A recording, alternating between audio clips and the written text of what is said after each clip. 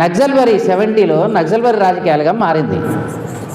1970లోకి వచ్చేసరికి ఈ భావజాలం నక్సల్బరీ రాజకీయాల భావజాలంగా మారింది. ఆ నక్సల్బరీ రాజకీయ భావజాలమే మొత్తం ప్రపంచవ్యాప్తంగా వచ్చిన విప్లవ విద్యార్థి ఉద్యమాలు చాలా ఒక్క విధంగా చెప్పాలంటే హ్యాంగ్రీగా ఉన్నటువంటి ఆ పీరియడ్లో దాన్ని ఉవ్వెత్తును తీసుకొచ్చినవి. పాత తెలంగాణ సాయుధ పోరాట స్వరూపాన్ని, ఆలోచనల్ని, మేధావిత్వాన్ని విపరీతంగా ముందుకు తీసుకొచ్చింది. అది ఒక ఆచరణలో నక్సల్బరీ రాజకీయాలుగా మారింది. కాబట్టి మన అడ్రస్ అనేది ఏందో మనకు అర్థమైపోయింది. అంటే నక్సల్బరీ రాజకీయాలు తెలంగాణకు ఒక అస్తిత్వము, నక్సల్బరీ కంటే ముందున్న అస్తిత్వము తెలంగాణ సాయుధ పోరాటం, తెలంగాణ ఉద్యమం, ప్రత్యేక తెలంగాణ రాష్ట్ర ఉద్యమం ఓ అస్తిత్వం. తెలంగాణ ప్రత్యేక తెలంగాణ పోరాటాల్లో 1-2 భాగాలు మనం విడివిడిగా చూస్తే ఓ మిలియన్ మార్చ్. మీరు లేకుండా ఓ మిలియన్ మార్చ్ని చూడగలుగుతామా? మీరు లేని మిలియన్ మార్చ్ని మీరు తెలంగాణలో చూడగలుగుతామా? తెలంగాణ ఉద్యమం మొత్తానికి పొలిటికల్ పార్టీ సింబల్ కాదు, ఉద్యమం సింబల్ అయింది. అది జేఏసీ ఉద్యమం సింబల్ అయింది. అంటే జేఏసీ ఉద్యమం అంటే ఒక నాయకత్వం కాదు, మొత్తం సమాజం యొక్క నాయకత్వం కనపడేది. సమాజం అంతా ఒకటిగా కలిసిపోయింది. సమాజం అంతా ఒకటిగా కలవడం, ఒకటిగా పోరాటం చేయటం, ఒక చైతన్యాన్ని పొందడం, అది అద్భుతంగా, అది సాగరహారం నుంచి వరుసగా ఇట్లా మొదలవుతూ సకల జనబేరి ఇట్లా రకరకాల కార్యక్రమాలు మనం తీసుకున్నాం. అన్నీ ఒకటిగా, సింగిల్ లీడర్షిప్ కాదు, సింగిల్ వ్యక్తి ఉంది కాదు, మొత్తంగా ఒక గుంపుగా తీసుకున్నాం. పాత అనుభవాల నుంచి చూసుకున్నాం, పాత ఉద్యమాల్లో వచ్చిన పొరపాట్లను గ్రహించినాము. ఆ పాత ఉద్యమ పొరపాట్లలో 69 ఉద్యమంలో జరిగింది ఏంటి అంటే విద్యార్థి ఉద్యమం నుంచి యువజన ఉద్యమంగా, యువజన ఉద్యమం నుంచి అది అంతిమంగా పౌర సమాజ ఉద్యమంగా, పౌర సమాజ ఉద్యమం నుంచి అది ఎటుపోయింది అంటే పొలిటీషియన్ చేతులకు పోయి నాశనం అయిపోయింది 69 మూమెంట్. కానీ ఈసారి ఏమైంది? పౌర సమాజ ఉద్యమంగా ప్రారంభమైంది. మళ్ళీ తెలంగాణ ఉద్యమం పౌర సమాజ ఉద్యమంగా ప్రారంభమై దాని తదనంతరం రాజకీయ పార్టీల చేతులకు పోయి తర్వాత విద్యార్థుల చేతుల్లోకి వచ్చి విద్యార్థి చేతుల్లో నుంచి అంతిమంగా 2010 తర్వాత 2009 డిసెంబర్ అంటే 2010 తర్వాత అది ప్రజాక్షేత్రంలోకి వచ్చింది. మళ్ళీ పౌర సమాజం ప్రజల చేతుల్లోకి తీసుకుంది. అంటే చూడండి, మారుతూ చరిత్ర అన్నది అంటే కాలం అనేది ఎట్లా మారుతుందో, ప్రకృతి ఎట్లా మారుతుందో సమాజం కూడా మారుతూ ఉంటుంది. నువ్వు అన్నానుకున్నా మారుతుంది, సమాజం అనేది మారుతుంది. ఆ మార్పుని నువ్వు వేగంగా చేయటానికి నీ చైతన్యం కలిస్తే నీ తరహా సమాజం ఏర్పడుతుంది, నువ్వు లేకపోతే ఇంకో తరహా సమాజం ఏర్పడుతుంది. ఎక్కడైతే చైతన్యవంతమైన ఒక ప్రగతిశీలమైనటువంటి ఒక చోదక శక్తి ఆ జరిగే మార్పులో భాగం కాకపోతే అది వేరే సమాజంగా మారిపోతుంది. అట్లాంటి సమాజంగా మారుతుంది. మీ కళ్ళ ముందు మీరు చూడవచ్చు, తెలంగాణ ఉద్యమంలో మీరు చాలా చూడవచ్చు. మనం ఉన్నంతసేపు అది ఎలా ఉంది, మనం ఆ రాజకీయాల నుంచి కాస్త దూరం జరగగానే వచ్చిన పాలక వర్గాలు చేసిన స్వభావం ఏంటి, మీ జీవితంలో కనపడ్డ కొన్ని అంశాలు మనకు రీసెంట్గా జరిగిన పరిణామాలు చూస్తే, రీసెంట్గా ఉంది 2014లో టీఆర్ఎస్ అధికారంలోకి వచ్చినాక చూస్తే మీకు చాలా విషయాలు అర్థమైపోతాయి. ఏంటి, ఒక్కసారిగా 2014లో తెలంగాణ రాగానే మన శక్తులన్నీ కాస్త స్తబ్దంగానో, ఆ రాజకీయాల పట్ల నిర్లక్ష్యంగానో, సుదీర్ఘకాలంగా మనం చేసిన ఉద్యమాలు చేసినాం కదా అలసిపోయి ఉన్నామనో, చేసిన త్యాగాల వల్ల అలసిపోయిన ఉన్నామో, కాస్తంత మనం రిలీఫ్ తీసుకునే సమయానికి ఫ్యూడలిజం వచ్చి కూర్చుంది. కేసీఆర్ కుర్చీ మీద కూర్చుండు. కేసీఆర్ని చూడకండి, ఆ కుర్చీ మీద కూర్చున్న వ్యక్తి అస్తిత్వం ఏంటి? ఇందాక మనం ఒక అస్తిత్వం గురించి మాట్లాడుకున్నాం. మనకు ఒక సాయుధ పోరాట అస్తిత్వం, మనకు ఒక నక్సల్బరీ రాజకీయాల అస్తిత్వం, మనకు ప్రోగ్రెసివ్ అస్తిత్వం ఉన్నది. 2014 తర్వాత అధికారంలోకి వచ్చిన కేసీఆర్కున్న అస్తిత్వం ఏంటి? అసలు బూర్జువా కూడా కాదు, అసలు ఫ్యూడల్, పక్క భూస్వామి. భూస్వామిలో ఏముంటుంది? భూస్వామికి ఉండేది ఏంది? అసలు మొత్తంగా ఎదుటి ఉన్న సమాజం పట్ల ఒక ఈసడింపు ఉంటుంది. మీకేం తెలియదు, అంతా నేనే. ఫ్యూడల్కి ఉండే లక్షణం ఏంది? ఈసడింపు. అసలు నిన్ను ఒక మనిషిగా గుర్తింపు ఉండదు. ఆయన ఎవరిని కలవడు, ఎవరిని కొలవడు, ఆయనే అంతేగా అన్నీ ఆయనే, అన్నీ ఆయనే. ఇదొకటి కనిపిస్తుంది. కేసీఆర్ని చూడకండి, ఆడ ఉన్న స్వభావాన్ని, ఆ కుర్చీ స్వభావాన్ని చూడండి. ఓకేనా? అంతటితో ఏం ఆగలేదు అది. అసలు ఆ పాలనలో వచ్చిన మార్పులు ఏంటి? అసలు ఆ పాలన ఏం తీసుకొచ్చింది? నువ్వు సూర్యాపేట డిక్లరేషన్ మన కళ్ళ ముందు జరిగింది, భువనగిరి డిక్లరేషన్ నీ కళ్ళ ముందు జరిగింది, వరంగల్ డిక్లరేషన్ నీ కళ్ళ ముందు జరిగింది. వీటన్నిటినీ ఆధారంగా చేసుకొని ఊరూరులో ధూమ్ధాం జరిగింది. అసలు ధూమ్ధాంలో ఏం జరిగింది? ఉద్యమ మేనిఫెస్టో చెప్పినాం, తెలంగాణ ఉద్యమ మేనిఫెస్టో చెప్పినాం. అర్ధరాత్రి చీకటి ఊర్లు తిరిగి అన్ని తిరిగి మీరు చేసిన పాటలు, విద్యార్థి ఉద్యమాలు, వీళ్ళు పోయిన స్పీచ్లు ఏం చేసినాయి చెప్పండి? అసలు ఆ ధూమ్ధాంలు ఏం చేసినాయి? మనుషుల్ని కూడగట్టినాయి, ఒక దగ్గర తీసుకొచ్చినాయి. రెండోది ఏం చేసినాయి? నీ భవిష్యత్తు నిర్దేశించినాయి. ఎక్కడ కూడా తెలంగాణ వస్తే ఏమవుతుంది? అద్భుతమైన పదం, మల్లిగాడు మల్లయ్య అవుతాడు అన్నారు.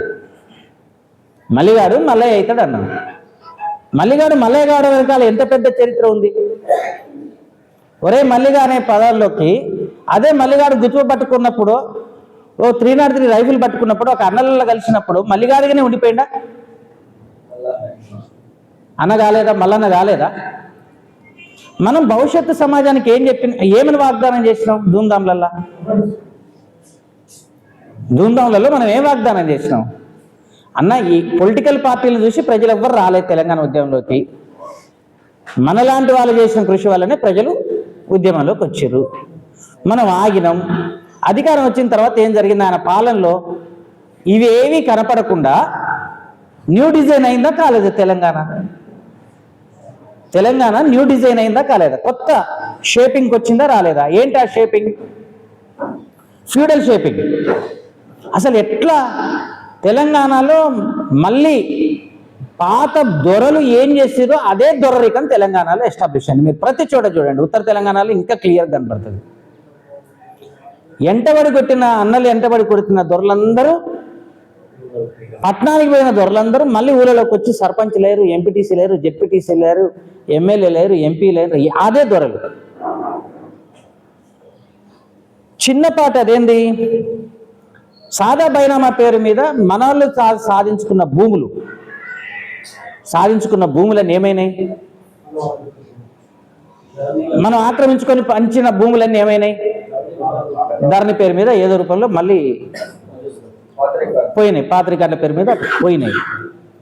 అసలు హైదరాబాద్లో భూములన్నీ ఇప్పుడు దాదాపు 110 పరిధిలో 70 నుంచి 80 వేల ఎకరాలు ఒకే సామాజిక వర్గం చేతుల్లోకి వెళ్ళగలిగింది. ఎట్లా వెళ్ళగలిగింది? అసలు మొత్తం పాత ఫ్యూడలిజం ఇంకో రూపంలో వచ్చింది. చరిత్ర మళ్ళీ పునరావృతం అవుతుంది మార్క్సిజం సూత్రాల ప్రకారం. యథావిధిగా కాదు, కొంచెం మార్పులతో అవుతుంది. కొంచెం మార్పులతో ఇంకో రూపంలో వచ్చింది. ఇక్కడ ఫ్యూడలిజం మళ్ళీ వచ్చింది. అదే కాదు, పక్కకు పెట్టండి. అసలు ఆయన ఇది సామాజిక, ఆర్థిక, రాజకీయ రంగాల్లో వచ్చిన మార్పులు మీరు గమనిస్తే, సాంస్కృతిక రంగంలో వచ్చిన మార్పులు మీరు చూడండి. మీకు ఇచ్చాం పోండి, ఎంత ఈసడింపు ఉన్నదంటే సాంస్కృతిక రంగం. సింబల్స్ చూడండి, అంబేద్కర్ విగ్రహం పెట్టి ఏం చేసిండు? మొత్తం దళిత సమాజాన్ని మొత్తానికి సూర్యోదయాన్ని వాగ్దానం చేసినట్టు అయిపోయింది. అంబేద్కర్ విగ్రహంతో అవుతుందా? విగ్రహాలు పెడితే ప్రజల జీవితాలు ఏమంటే మారిపోతాయా? అది అవసరమే, ఆ సింబాలిక్ కాదనట్లేదు. కానీ అదే చేసిండు కదా. కల్చరల్గా నీకేం చేసిండు? అసలు తెలంగాణ సమాజం దేనికి వ్యతిరేకంగా పోరాడిందో మీకు అందరికీ తెలుసు. అసలు మనకాడ ఎవరైనా చనిపోతే విగ్రహాలు పెట్టేది లేదు. ఏదైనా కడితే ఒక గోరి కడతారు, లేకపోతే ఒక స్మారక స్తూపం కట్టుకుంటాం. మొత్తం విగ్రహాలు పెరిగిపోయినాయి చూడండి. ఏకంగా ఊళ్ళలోకి మళ్ళీ ఏమొచ్చింది? గతంలో మన భావజాలంలో ఎప్పుడు విగ్రహారాధన ఒక రూపం లేదు. ఇప్పుడు మనకు బతుకమ్మ వచ్చింది కదా, బతుకమ్మ పోయి అన్ని దుర్గమ్మలు వచ్చినాయి కదా. బతుకమ్మలు పోయి 10 రోజులు, అసలు 9 రోజులు బతుకమ్మ పోయింది, ఎగిరిపోయింది. ఇవాళ 6వ రోజు అలిగిన బతుకమ్మ లేదు, ఎవరేం ఆడతలేదు, బతుకమ్మలు ఏం ఆడతలేదు. మొదటి రోజు, చివరి రోజు ఎంగిలి బతుకమ్మ, సద్దుల బతుకమ్మ. ఇంకా మధ్యలో ఏమైంది? ఇదంతా బెంగాలీ విగ్రహారాధన వచ్చి కూర్చుంది. నీ తెలంగాణ స్వభావం కోల్పోయినావు. పోతే పోయింది, అది కూడా పోదాము. అసలు నువ్వు ఊహించింది ఏంటి అంటే తెలంగాణ మొత్తాన్ని యజ్ఞశాల చేసిండా చేయలేదా? 10 ఏళ్లలో కేసీఆర్ చేసిన యజ్ఞాలు చూసి ఊరూరు యజ్ఞాలు చేసినాయి. వాస్తు పిచ్చి ఎట్లా పట్టింది చెప్పండి? వాస్తు పిచ్చి ఎట్లా పట్టింది తెలంగాణ సమాజంలో? అసలు వ్యక్తులు వాడు మార్చిండు, ఎర్రవెల్లిలో చేసిండు, రకరకాల యజ్ఞాలు యాగాలు బలులు అన్నీ చేసిండు. దాన్ని ఆచరించి పాలకుడు చేసినందుకు మంత్రులు చేసిండు, ఎమ్మెల్యేలు చేశారు, ఊళ్ళో ఎంపీటీసీలు చేసాడు, జడ్పీటీసీలు చేశారు, మనము చేసినాం. చేయలేదా? చివరికి యాదాద్రి గుడి కట్టిండా కట్టలేదా? మొత్తం అటువైపు వెళ్ళమా వెళ్ళలేదా? అసలు తెలంగాణ అస్తిత్వం నీకు 10 ఏళ్ళలో ఎక్కడన్నా కనపడ్డదా? ఏమైంది నీ తెలంగాణ అస్తిత్వం? తెలంగాణ అస్తిత్వం ఎటువైపు నుంచి ఎటువైపు షిఫ్ట్ అయిపోయింది? అయిందా కాలేదా? నేను అన్నదని కాదు, మీ దృష్టిలో పెట్టుకున్నది చెప్పండి. అంటే ఏమైంది? పునరుద్ధరణ జరిగింది. ఏ పునరుద్ధరణ?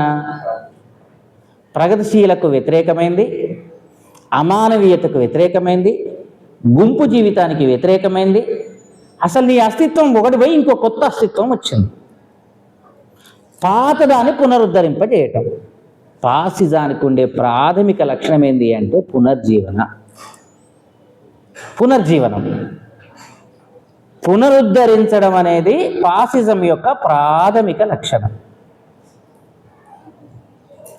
ఫాసిజం అంటే పాత ఫాసిజానికి కొత్త ఫాసిజానికి కొంచెం తేడాలు ఉంటాయి. నువ్వు డైరెక్ట్గా తినడానికి, లిక్విడ్గా మార్చుకొని తినడానికి ఉన్న తేడా ఉంటుంది. ఎట్లా ఉంటుంది అంటే ఆ ఫాసిజానికి నయా ఫాసిజానికి తేడా ఏంది అంటే ఇది అందంగా, సౌందర్యంగా, సుకుమారంగా, ఆకట్టుకునే విధంగా, ఆకర్షణీయంగా, మింగడానికి ఈజీగా, చూడటానికి అందంగా ఆకర్షణీయంగా, వినడానికి వినసొంపుగా నీ పంచేంద్రియాలని తన ఆధీనంలోకి తీసుకుంటుంది నయా ఫాసిజం యొక్క లక్షణం. పాత ఫాసిజంలో కొరడాతోటో తుపాకీతోటో జులిపిచ్చి కొట్టి ఒక దెబ్బ కొట్టి నిన్ను తీసుకుంటాడు. ఇప్పుడు ఫాసిజానికి ఉన్న లక్షణం ఏంటి? ఇప్పుడున్న ఫాసిజానికి లక్షణం ఏంటి అంటే నిన్ను ఇవేమీ చేయకుండానే నిన్ను ఆ చక్రంలోకి, చంద్రముఖి సినిమా చూస్తాం కదా, ముగ్గేసి ముగ్గులోకి దించడం అనేది ఉంటుంది కదా, ముగ్గులోకి దించుతుంది కదా చంద్రముఖిని, అట్లా దించుద్ది నీకు తెలియకుండానే. ఇంకా ఫాసియ స్వభావం అట్లాంటిది. అసలు ఫాసియో అనే పదం ఏంటి? పాసియోకున్న పాసియో అంటే మనం విన్నాం, కట్టెలు మోపు అని, గొడ్డలి అని, కలిసి ఉండడం అని, కలిసి కట్టగట్టడం అని, యూనియన్ అని. వాస్తవానికి ఇది కమ్యూనిస్టు పదజాలం నుంచి వచ్చిన దాన్ని గుంజుకోవటం, క్యాప్చర్ చేసుకోవటం. పాసిజానికి అంటే ఆ పాసియో పదమే క్యాప్చర్డ్ అయింది. ముసోలిని క్యాప్చర్డ్ చేసింది లెఫ్ట్ వింగ్ వర్డ్ నుంచే, పాసియో అనే లెఫ్ట్ వర్డ్ నుంచే. చాలా విచిత్రంగా ఆ వర్డ్ ఎక్కడి నుంచి వచ్చింది అనేది మనం లోపలికి వెళ్ళినప్పుడు అది లెఫ్ట్ భావజాల నుంచి వచ్చిన ఒక రూపం.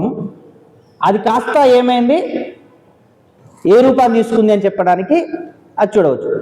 నీకు 1922-23 నుంచి అది తీసుకున్న నేపథ్యం 1950 వరకు కొనసాగిన, అటు ఇటుగా 45 వరకు కొనసాగిన ఆ కాలం నాటి పరిస్థితుల్ని మనం చూసినాం. మనందరికీ మనకంటే మనం చరిత్రలో, సాంఘిక శాస్త్రాలు వాటిని అధ్యయనం చేసినాం. ఆ ఫాసిజం ఏం చెప్పింది, ఈ ఫాసిజం, ఇప్పుడున్న ఫాసిజం ఏముంది? నేను ఎందుకు ఇక్కడ కేసీఆర్ నుంచి మొదలుపెట్టినంటే మన దగ్గర ఉన్న నుంచి చూసుకుంటే ఇప్పుడున్న దాంట్లోకి రావడానికి వీలుగా చెప్పినాను నేను. అది జనరల్గా అసలు ఎప్పుడన్నా ఫాసిజం మానవ సమాజం నుంచి పోయిందా? ఫాసిజం పేరు ఉండొచ్చు, పేరు లేకపోవచ్చు, అంతకుముందు ఇంకో పేరుతోటి ఇంకో ఆచరణాత్మకంగా ఉండవచ్చు, ఇప్పుడు ఇంకో పేరుతోటి ఇంకో రూపంలోనూ ఉండవచ్చు. అసలు ఫాసిస్ట్ లక్షణాలు అనేవి సమాజంలో నుంచి కంప్లీట్గా ఎప్పుడైనా పోయినాయా? 45 తర్వాత నుంచి ఇప్పటి వరకు రాలేదా అంటే ఖచ్చితంగా ఫాసిస్ట్ లక్షణాలు పోయినట్లు అనిపిస్తాయి, కానీ పోవు. వాటికి శాశ్వతం ఉంది. ఫాసిస్ట్ లక్షణాలకు శాశ్వతం ఉంది. అది బాడీలో ఉన్న ఎయిడ్స్ లాగా, హెచ్ఐవి లాగా మ్యూటెంట్ అవుతూ ఉంటుంది. మనం కరోనా వైరస్ చూసినాం కదా, కరోనా వైరస్కి ఎవరు ఏ తరహా వ్యాక్సిన్ లేదు, ఏ తరహా మెడిసిన్ లేదు. ఎందుకు లేదు? లోపలున్న వైరస్ గంటకు తన రూపాన్ని, స్వభావాన్ని మార్చుకుంది. దీనికి ఒక విధంగా ఒక విరుడు కనిపెట్టే లోపు ఆ రూపం మార్చుకొని ఇంకో రూపంలోకి వెళ్ళినప్పుడు కనిపెట్టలేకపోయేది. ఇప్పటికీ ఏది కాదు. ఒక వైరస్ ఎప్పటికప్పుడు తన స్వభావాన్ని మార్చుకుంటూ అది మాత్రం నాశనం చేస్తుంది. పాసిజం కూడా ఒకప్పుడు స్తబ్దంగా ఉండవచ్చు, ఒకప్పుడు యాక్టివ్గా ఉండవచ్చు, ఇంకొక సందర్భంలో అసలు లేనట్టుగా కనపడవచ్చు. అగ్నిపర్వతాలు లెక్క నిద్రాన అగ్నిపర్వతాలు, క్రియాశీలక అగ్నిపర్వతాలు అట్లా ఉంటాయి కదా. అట్లా పాసిజం కూడా ఈ సమాజం నుంచి పూర్తిగా ఎప్పుడు తొలగిపోలేదు. హిట్లర్ చనిపోయినప్పుడు, ముస్సోలిని చనిపోయినప్పుడు ఇది పోయింది అనుకున్నారు, కానీ ఏం పోలేదు. అది అవసరమైనప్పుడల్లా, అవసరం వచ్చినప్పుడల్లా ఎదుగుతూ వచ్చింది. ఎంత ఎదుగుతుంది అనటానికి, అది ఎట్లా ఉంటుంది అని చెప్పడానికి రీసెంట్లీగా మీకు కొన్ని పరిణామాలని, మీ కళ్ళ ముందు కొన్ని పరిణామాలని మీ ముందు చూపుతాను. సహజంగానే అదేం చేస్తుంది అంటే, పాసిజం ఏం చేస్తుంది అంటే, మొదటగా వేరు చేస్తుంది మనుషుల్ని వేరు చేస్తుంది. ఈ వేరు చేయటానికి పెట్టిన పేరు ఏంటి అంటే ఇతరులు అంటుంది. నువ్వు పక్కా మీ జీవితంలో గుర్తుంచుకోవచ్చు. జనరల్ పాపులర్ లెక్చర్ ఇవ్వట్లేదండి, శిక్షణ శిబిరాలు కాబట్టి ఇట్లా అనుకుంటున్నాను. నేనేమంటున్నా అంటే, ఫస్ట్ అదేం చేస్తుంది, పాసిజం డివైడ్ చేసి ఇతరులు అంటుంది. ఇతరులు, అదర్స్, వాళ్ళు. కమ్యూనిజం ఎప్పుడూ కూడా వాళ్ళు అనే పదం అన్నది, మనము, అందరము అనే పదాన్ని ఉపయోగిస్తుంది. ఆడ పాసిజం ఉందా లేదా అని చెప్పడానికి నేను పాసిస్ట్ అని చెప్పాల్సిన అక్కర్లేదు. ఆడ ఏముండాలాడా, ఏముంటుందాడ? వాళ్ళు అనే పదం ఉపయోగించామంటే ఆడ పాసిజం ఉన్నట్టే. వాళ్ళు అంటే ఎవరు? నీకు శత్రువులు అని అర్థం. వాళ్ళు అనే పదాన్ని ఎప్పుడు ఉపయోగిస్తున్నాం? నీ శత్రువులు అని చెప్పడం. నువ్వు వేరు, నీకు అవతల ఇంకొక గుంపు ఉంది, మరి వాళ్ళెవరు? నీ శత్రువులు. ఎందుకు నీ శత్రువులు వాళ్ళు? ఎందుకు నీ శత్రువులు అన్నప్పుడు ఎమ్మటే పాసిజం ఇంకొక లక్షణాన్ని ఇట్లా తెచ్చుకొని ఇటువైపుకి వస్తుంది. ఎటువైపు? నువ్వు చాలా గొప్పవాడివి, నీకు చాలా ఘనకీర్తి ఉంది, నీది ఒక అద్భుతమైనటువంటి స్వర్గం లాంటి ప్రాంతం నువ్వు అంటే చాలా, నీ ప్రాతినిధ్యం వహిస్తున్న ప్రాంతము, దేశము, జాతి ఉంది కదా, అది చాలా గొప్పది అని ఒక వర్గం వస్తుంది. ఇలా చాలా ఈజీగా ఏమని వస్తుంది చెప్పండి? నువ్వు చాలా గొప్పవాడివి, నువ్వు నీది అనుకునేది అత్యున్నతమైనటువంటిది, దాన్ని మించింది లేదు ఇక ప్రపంచంలో లేదు అని చెప్తుంది. కానీ అది నాశనమైంది అని చెప్తుంది. నీ గొప్పదంతా గతంలో ఉంది. నీ గొప్పదనం అంతా ఎక్కడుంది? గతంలో ఉంది. మనిషికి ఒక లక్షణం ఉంటుందండి, పాత వాటి పట్ల మనిషికి ఎప్పుడు బెంగ ఉంటుంది. పాతకాలం పట్ల, పాత వస్తువుల పట్ల, పాతకాలం వస్తువులు, పాత విలువలు అని చెప్పేసి అంటుంటాను చూడండి, వాటి పట్ల మనిషికి ఒక బెంగ ఉంటుంది. ఏంటది? దాని పట్ల ఒక ఆరాధనీయత కూడా ఉంటుంది. పాతనగానే ఇంటికి పోగానే పాత కుర్చీ చూడగానే నీకు ఒకటి కనిపిస్తుంది, మీ అమ్మ ఇసురాయిని చూడగానే నీకు ఒకటి అనిపిస్తుంది, ఓ రోలు చూడగానే నీకు అనిపిస్తుంది. దీనికి కొత్తగా ఉపయోగిస్తున్న వాటి పట్ల విముఖత ఉంటుంది. పాతది నువ్వేం ఉపయోగానికి ఉపయోగపడదది, కానీ దాని పట్ల నీకు ఒక లక్షణం ఉంటుంది. ఏముంటుంది? ఆరాధనా భావం ఉంటుంది పాత దాని పట్ల. ఈ పాతది అని పేరు పెట్టగానే దానికి ఎక్కువ రేటు కూడా పలుకుద్ది. పాత రేటు, ఎక్కువ రేటు. Old is gold. పాత దాని పట్ల నీకు ఒక అద్భుతమైన, ఆకర్షణీయమైన ఒక గుణం ఉంటుంది మానసిక ప్రక్రియలో. దీన్ని ఆసరా చేసుకుంటుంది పాసిజం. ఈ పాతది ఒక అద్భుతం, ఈ అద్భుతమైన పాతలో నువ్వు స్వర్ణయుగాన్ని సృష్టించినావు, చూసినావు. ఈ స్వర్ణయుగం నాశనం అయిపోయింది. మూడోది వచ్చింది చూడండి, ఏమొచ్చింది? ఈ గొప్పది నాశనం అయిపోయింది. ఈ నాశనం అయిపోవడానికి కారణం ఎవరు? ఇతరులు, వాళ్ళు. వాళ్ళ వల్ల ఏమైంది? నాశనమైంది. ఈ నాశనమైంది వాళ్ళ వల్ల కాబట్టి ఇప్పుడు వాళ్ళెవరు నీ శత్రువులు. నువ్వు ఇలా గొప్ప స్థానంలో లేవంటే కారణం ఏంటి? నీ వల్ల కాదు, వాళ్ళ వల్ల. ఇప్పుడు చెప్తాడు వాళ్ళెవరు అని, ఫలానా ఫలానా ఫలానా అని చెప్తాడు. వాళ్ళకి నీకు శత్రువు అని అనిపించింది కదా, శత్రువు అని అనిపించింది కదా. అనిపించగానే నువ్వేం చేయాలి? నువ్వు ఆత్మరక్షణలో పడిపోతావు. మళ్ళీ నీది నీకు కావాలి, నీ గొప్పదైంది నీకు కావాలి. నీ గొప్పదైంది నీకు కావాలంటే ఏం చేయాలి? మళ్ళీ నువ్వు గొప్పగా పొందాలంటే ఏం చేయాలి? పాత తేవాలంటే ముందుగా వీళ్ళని అదుపులో పెట్టాలి, వాళ్ళని తగ్గించాలి, వాళ్ళని నెట్టివేయాలి. నెట్టివేస్తే అప్పుడేమవుతుంది? నువ్వు నిలబడగలుగుతావు. మరి నీకాడ బలం ఉందా? లేదు. కాబట్టి నేను వస్తున్నా. నువ్వు గొప్పవాడివి కానీ ఇప్పుడు కష్టాల్లో ఉన్నావు. ఈ కష్టాలకు కారణం వాడు, వాని కంట్రోల్లో నువ్వు పెట్టలేవు. ఇప్పుడు వాని కంట్రోల్లో పెట్టి నీ గొప్పదనం నేను తెస్తున్నాను వస్తాడు. ఇప్పుడు మనం ఏం చేస్తాం? ఆ వస్తున్న వానికి పూలదండేస్తాం. ఇది ఎక్కడ వచ్చినా అక్కడ ఫాసిజం ఉన్నట్టు లెక్క. ఈ లక్షణాలు ఏడుంటే రెండో మారలేదు. అది ఊళ్ళో ఉన్నా, ఇంట్లో ఉన్నా, బయట ఉన్నా, ఎక్కడున్నా అది అదే. ఇవి ఉంటాయి. ఇవి ఉన్నప్పుడు ఆడేమున్నట్టు?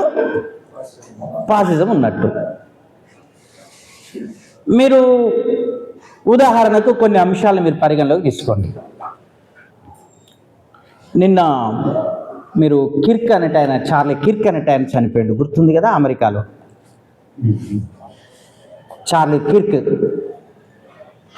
తక్కువ వయసు, ట్రంప్ గెలవడానికి వాడే కీలకం. ట్రంప్ గెలవడానికి కీలకం. ట్రంప్ నోరే కంప్ అనుకుంటే వీడు ఇంకా డేంజరస్. చాలా తక్కువ వయసు. అమెరికాలో ఒక అద్భుతమైన వాడు ఏం చేయగలిగిండంటే అసలు అమెరికా స్వభావాన్ని మార్చగలిగారు వాళ్ళు. అమెరికాలో ఇప్పుడు ఉన్నది ఫాసిజమే. ఎందుకు ఫాసిజం? గెట్ అవుట్ ఇండియన్స్ అంటుండు కదా, అంటున్నాడా ట్రంప్? ట్రంప్ కోసమే కదా మనం యజ్ఞం చేసింది. మోడీ యజ్ఞం చేయలేదా? యజ్ఞం చేసిండు. ఆప్కి బార్ ట్రంప్ సర్కార్ అని యజ్ఞం చేసిండు. అన్ని చోట్ల ఆర్ఎస్ఎస్ వాళ్ళు యజ్ఞం చేసారు ట్రంప్ కోసం. భారతదేశంలో చాలా దిక్కులు యజ్ఞం చేశారు, యాగాలు చేశారు. సరే, ట్రంప్ వచ్చిండు, మీరందరూ వెళ్ళిపోండి అంటున్నాడు. అమెరికాకి ఇప్పుడు ఒక శత్రువులు ఎవరు? ఇండియన్స్. ఓకే, ఇంకో పక్కన చూడండి, కిరికేమంటుండు? అమెరికా వెనుకబాటుకి ఇంకో కారణం ఏంది అంటే బ్లాకీస్ అంటున్నాడు. నల్ల జాతీయుల వల్ల ఇది జరిగింది అంటున్నాడు. ఎక్కడైనా ఒక ఆఫీసులో నల్ల జాతి అమ్మాయి కూర్చుంది అంటే ఆమె అర్హత వల్ల కాదు, ఏదో రిజర్వేషన్ వల్ల వచ్చి కూర్చుంది. కిర్క్ అంటున్నాడు. ఏమంటున్నాడు? నేదన్నా ఆఫీస్కి పోతా, ఏరో ఫ్లైట్ పలానా ఆఫీస్కి పోతాడు, ఒక అమ్మాయి కూర్చుంది, నల్ల జాతి అమ్మాయి. ఆ ఉద్యోగంలో అమ్మాయి ఎందుకు వచ్చింది? అర్హతలను బట్టి కాదు, రిజర్వేషన్ పెట్టి. అంటే నువ్వు తక్కువగా, నువ్వు పని చేయలే, నీ జ్ఞానం లేదు, నువ్వు వచ్చినని చెప్పడానికి ఏం చూపించిండు? రంగును చూపించిండు. యువతల ఇండియన్ని చూపించిండు. అసలు ఇది కాదు, స్వేచ్ఛ లేదు, పాడు లేదు, ఆడోళ్ళు కలవాల్సిన అవసరమే లేదు. ఆడోళ్ళు కలిసి ఉండడం అనేది కొత్త కాలంలో వచ్చిన ఒక విలువ. లెస్బియన్ అనేది 700-800 ఏండ్లుగా జరిగిన ప్రయత్నాల్లో కొన్ని హక్కులు వాళ్ళకి వచ్చినాయి. ఈ ఆడవాళ్ళు కలిసి ఉండటానికి లేదు, అసలు ఆడవాళ్ళకి ఏ అవకాశం ఇవ్వద్దని కిర్క్ అన్నాడు. అసలు ఆడవాళ్లకు ఏ విధమైన అవకాశం ఇంట్లో కానీ బయట కానీ ఇవ్వద్దు కిర్క్ అన్నాడు. అంటే అర్థమైంది, నువ్వు అమెరికా పతనం వెనకాల ఎవరు? ఆడవాళ్ళు. అమెరికా పతనం వెనకాల ఎవరు? ఇండియన్స్ ఉన్నారు. అమెరికా పతనం వెనకాల ఎవరు? ఆఫ్రికన్స్ ఉన్నారు. అసలు అమ్మాయిలు ఏ కారణం రీత్యానైనా ప్రెగ్నెన్సీ అయితే సహజంగా మన కాడ 15-14 ఏళ్ళ అమ్మాయి రేపుకు గురైంది, ప్రెగ్నెన్సీ వచ్చింది. ఇప్పుడు ఏం చేయాలి చెప్పండి? అమ్మాయికి హక్కు ఉందా లేదా? ఏంటి ఆ హక్కు? అబార్షన్ హక్కు ఉందా లేదా? ఉండాలా వద్దా? ఒక కామాంధుడి చేతికి గురైంది, ప్రెగ్నెన్సీలోకి వచ్చింది. సమాజం అంత భద్రత లేని సమాజం అది. భద్రత లేని సమాజంలో ఇది జరిగింది, అన్యాయం జరిగింది. ఇప్పుడు ఆ అమ్మాయి కనీస హక్కు కదా, మానవ హక్కు కదా, కనీస హక్కు ఏంది? అవాంఛిత గర్భాన్ని తొలగించుకోవటం. కిరికేమంటాడు? అసలు ఆ అవకాశమే లేదు. వయస్సు 70 ఏళ్లకు 80 ఏళ్లకు ఆమె ప్రెగ్నెన్సీ అయినా, 10 ఏళ్లకు 12 ఏళ్లకు ప్రెగ్నెన్సీ అయినా, కొత్త ఫుడ్ తోటి తక్కువ వయసులోనే పిల్లలు ఆ అవకాశాలు రావచ్చు. ఎట్లొచ్చినా ప్రెగ్నెన్సీ తీయటానికి వీల్లేదు. ఎవరన్నారు? కిర్క్ అన్నాడు. మొత్తంగా అమెరికాలో ఈ తీవ్రవాదం రావడం వెనకాల కారణం ఏంటి? ముస్లింలు అన్నాడు. మీకు తెలుసా, రోజుకు 130 మంది ఈజీగా అమెరికాలో తుపాకుల చేతిలో గురై చనిపోయే వాళ్ళు 130 మంది, 131 యావరేజ్ మీద. ఫైరింగ్ జరుగుతుంది, ఏదో బళ్ళలోనో ఏదో బజార్లోనో యాన్నొక్కడ జరుగుతుంది. ఆ 51 రాష్ట్రాల్లో ఫైరింగ్ జరుగుద్ది యాన్నొక్కడ. ఫైరింగ్ జరిగినప్పుడు చనిపోయేటోళ్ళు రోజువారీ లెక్క అది ఉంది. ఓకేనా? ఇప్పుడు ఆ ఫైరింగ్ జరగడానికి కారణం ఏంటి? ఆ ఫైరింగ్ జరగడానికి కారణం ఏంటి? అందరి చేతుల్లో ఆయుధాలు ఉండడం. అమెరికాలో అందరి చేతుల్లో ఆయుధాలు ఉంటాయి. ఆయుధాలు ఉండడం వల్ల అది విచ్చలవిడిగా ఉపయోగపడ్డది. ఎవరిని పడితే వాళ్ళని కాల్చి చంపుతున్నారు. మన వాళ్ళు చాలామంది చావుకు గురవుతున్నారు కదా. మీరు చూసిర్రు, అమెరికాలో ఏడబడితే ఆడ తుపాకీతో కాల్చి పడేస్తారు, బజార్లో పడుతున్నారు. బల్లెకి పోతే 20 మంది పిల్లల్ని, పంతుల్ని కాల్చి పడేస్తున్నారు. వాళ్ళే ఓ క్లాస్ వాడు పోతున్నాడు, కాలుస్తున్నాడు, బయటకు వస్తున్నాడు, 10 మంది 20 మంది చనిపోతున్నారు. మరి ఇప్పుడు ఆ తుపాకీని ఏం చేయాలి? ఆ తుపాకీ ఎందుకు వచ్చింది అనేది కూడా ఉంది ఒక చర్చ. అమెరికా కాన్స్టిట్యూషన్ రాసుకునేటప్పుడు ఈ తుపాకీని ఏం చేద్దాం అనుకున్నారు. రాజ్యం ఏర్పడ్డప్పుడు చాలా చోట్ల ఏం చేసినాయంటే తుపాకులు రాజ్యానికి ఇచ్చారు. మా దగ్గర ఉండొద్దని అన్ని చాలా దేశాల్లో రాజ్యానికి ఇచ్చారు. మొన్న నేపాల్లో ఉద్యమం, మొన్నటి నేపాల్ కాకుండా అంతకుముందు నేపాల్ ఉద్యమం ఒకటి వచ్చింది, పీపుల్స్ వార్ ఉద్యమం, దాన్ని మావోయిస్ట్ ఉద్యమం అని నేపాల్లో అన్నారు. చర్చ జరిగిన తర్వాత మావోయిస్ట్ ఉద్యమం అంటే ఇక్కడ తెలంగాణలోని నక్సలైట్ల నుంచి, పీపుల్స్ వార్ నుంచి ఆయుధాలు కొనుక్కొని నేపాల్లో ఉద్యమం చేశారు. చాలా విచిత్రం ఏంటంటే నేపాల్ మావోయిస్ట్ పార్టీ మొదటగా ఆయుధాలు తీసుకున్నది తెలంగాణ నుంచి, పీపుల్స్ వార్ గ్రూప్ నుంచి. పోయి మావోయిస్ట్ పార్టీకి అయింది. మావోయిస్ట్ పార్టీ నడిపిన వాళ్ళంతా ఎవరు? ఢిల్లీ జేఎన్యూలో చదివిన వాళ్ళే. ఢిల్లీ జేఎన్యూలో చదివిన వాళ్ళంతా పోయి అక్కడ మూమెంట్ నడిపారు. అక్కడ మావోయిస్ట్ మూమెంట్ బ్రహ్మాండంగా నడిచింది. అయిపోయిన తర్వాత ఆ రాజరికం పోయింది. కొత్త ప్రభుత్వం వచ్చినప్పుడు మావోయిస్ట్ పార్టీ నాయకులందరూ ఆయుధాలన్నీ తీసుకపోయి అక్కడ సైన్యానికి అప్పచెప్పి ఈ మావోయిస్టులు కూడా సైన్యంలో భాగమయ్యారు. రాజ్యంలో వాళ్ళు భాగమైపోయారు. ఆయుధాలను కూడా వాళ్ళకి ఇచ్చారు, అయిపోయారు. అమెరికాలో అట్లా జరగలే. అమెరికా రాజ్యాంగం రాసుకునేటప్పుడు అసలు మీకెందుకు ఆయుధం, పోలీసులకు ఎందుకు ఆయుధం? అదే పెద్ద చర్చ. పోలీసులకు ఆయుధం ఇస్తే అది ఎప్పటికైనా మా మీద హింసకు గురయ్యేది. నిన్ను నమ్మం. రాజ్యం చేతికి మేము ఆయుధాలు ఇవ్వం. పౌరులుగా మా ప్రాణాన్ని మేము కాపాడుకునే హక్కు మాకే కావాలి. చాలా చైతన్యవంతంగా ఆలోచించిరయ్యాల. అసలు రాజ్యం చేతులు ఇవ్వాలా? తుపాకు ఉండబట్టే కదా అది ఎవరికి రక్షణగా ఉంది మనకు అర్థమవుతుంది కదా. అమెరికన్స్ ఏమనుకున్నారు అప్పుడు? అమెరికా స్వాతంత్ర పోరాటంలో పాల్గొన్న వాళ్ళు చాలా గొప్ప వాళ్ళు. వాళ్ళ నుంచి చాలా అద్భుతమైన, భగత్ సింగ్ చాలా పెద్ద ప్రేరణ పొందాడు. జెఫర్సన్ నుంచి కానీ మిగతా వాళ్ళ నుంచి కానీ. మామూలు ప్రేరణ కాదు భగత్ సింగ్ లాంటి వాళ్ళు. మీరు భగత్ సింగ్ జీవిత చరిత్ర చదువుకుంటూ పోండి. ఆయన అంటారు, ఒక అమెరికా అధ్యక్షుని యొక్క ప్రకటనని ఆసరాగా చేసుకొని స్వేచ్ఛా వృక్షానికి నిరంతరం త్యాగం అనే బలిని, రక్తాన్ని నువ్వు అర్పించకపోతే స్వేచ్ఛా వృక్షం బతికి పట్టగలదని ఒక అమెరికా అధ్యక్షుడు అంటాడు. భగత్ సింగ్ తన రచనలు అది చాలా దిక్కుల్లో తన డైరీలో రాసుకున్నాడు. సరే, మనం ఈ ఆయుధం అమెరికా సమాజంలో ఆయుధం ఎవరికి ఆడుంది? రాజ్యానికి ఇయలే, వాళ్ళ దగ్గరే ఉంది. కానీ కాలం మారుతూ వచ్చింది. అందుకని ఆయుధ పరిశ్రమలు, ఆయుధ సంస్థలు కూడా విపరీతంగా ఉండడానికి కారణం అదే. నేను కొనుక్కోవచ్చు, నువ్వు కొనుక్కోవచ్చు, పోలీసు వాడు కొనుక్కుంటాడు, మనం కొనుక్కోవచ్చు, ఆయుధాలు మనం కూడా కలిగి ఉండవచ్చు. అది ఉన్నది. కానీ కాలం మారింది కదా, మారిన కాలానికి అనుగుణంగా ఇలా ఆయుధం పనికిరాదనుకున్నప్పుడు మరి ఇలా ఆయుధం ఆడ ఎంత పెద్ద చర్చకు దారి తీసిందో మీరు చూసారు కదా.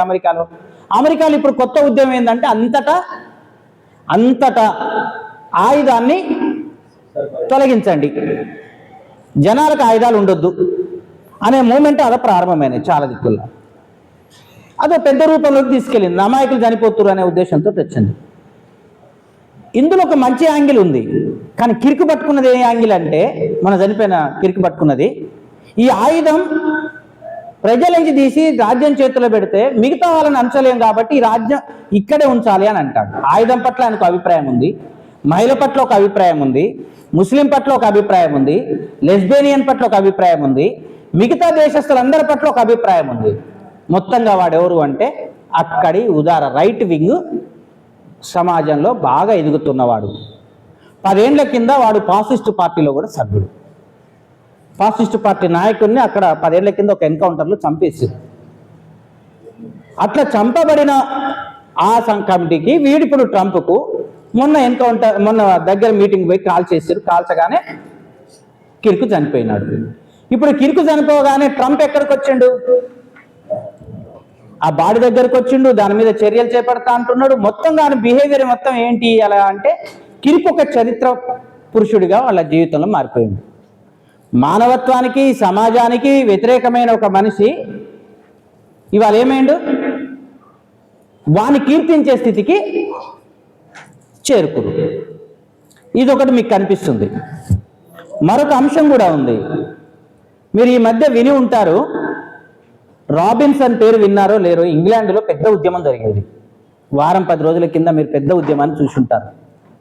మీరు కేవలం మీ సెల్ ఫోన్లలో మీరు మీ ఊళ్ళో వాట్సాప్ గ్రూప్లో ఏం జరుగుతుంది, మీ గ్రామంలో ఏం జరుగుతుంది కాదు, చుట్టూ ప్రపంచంలో ఏం జరుగుతుంది, అసలు చుట్టూ ప్రపంచంలో జబర్దస్తియే జరుగుతుంది.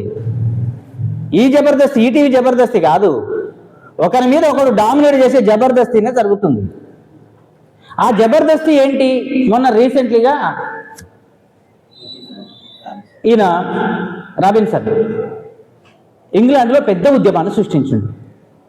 కిర్కు చనిపోగానే ఒకటే రోజు కాల్ చేస్తే 1,50,000 మంది లండన్ వీధుల్లోకి వచ్చారు. 1,50,000 మంది లండన్లో 1,50,000 మందితో ఒక పెద్ద ర్యాలీ. ఏంటి ఆ ర్యాలీ? దేనికి ఎగనెస్ట్ ర్యాలీ? మేము ఇండియన్స్కి ఎగనెస్ట్. మేము ఎవరికి ఎగనెస్ట్? ఇప్పుడు ఇండియన్స్ వెళ్ళిపోవాలి, ముస్లిమ్స్ అస్సలు ఉండొద్దు. మా అద్భుతమైన ఆంగ్ల సంస్కృతి గొప్పది, వైట్ మ్యాన్షిప్ గొప్పది, ఇది నాశనం అవుతుంది ఇండియన్స్ వల్ల, ముస్లింల వల్ల. చాలా మీరు వెళ్ళిపోండి, మీరు ఉండనే ఉండొద్దు ఈ దేశం అని పెద్ద ఆందోళన. ఇప్పుడు ఇంగ్లాండ్ రాజకీయాలను మొత్తాన్ని శాసిస్తుంది రాబిన్సన్. పోరగాడే ప్రారంభించిన ఒక ఉద్యమం. ఎవరికి వ్యతిరేకంగా? ఇండియన్స్కు, ముస్లిమ్స్కు వ్యతిరేకంగా. ఎందుకట? ఇంగ్లాండ్ గొప్పతనానికి వీళ్ళు శత్రువులు. సేమ్ కెనడాలో go back to great Australia అని చెప్పేసి మొన్ననే మళ్ళీ ఆడ కూడా జరిగింది. మీరు ట్రంప్ నినాదం, ఎన్నికల నినాదం కూడా చూసారు కదా, గ్రేట్ అమెరికా రీ అగైన్ అని మళ్ళీ ఒకటి పెట్టుకొని చేసిండు కదా. సేమ్ ఇప్పుడు ఆస్ట్రేలియాలో కూడా ఇండియాకు ముస్లిమ్స్కి ఎగనెస్ట్గా మూమెంట్ ప్రారంభమైంది. ఇప్పుడు అమెరికాలో అది జరిగింది, జర్మనీలో సేమ్ వాతావరణం వచ్చింది, ఆస్ట్రేలియాలో అది వచ్చింది. అన్ని దిక్కుల్లో మన చుట్టూ ఉన్నటువంటి ఆ పెద్ద దేశాలన్ని చోట్లలో నీకేం కనిపించింది చెప్పండి? మీరు శత్రువులు అనే ఒక ఫాసిస్ట్ భావజాలం అనేది విపరీతంగా పెరిగింది.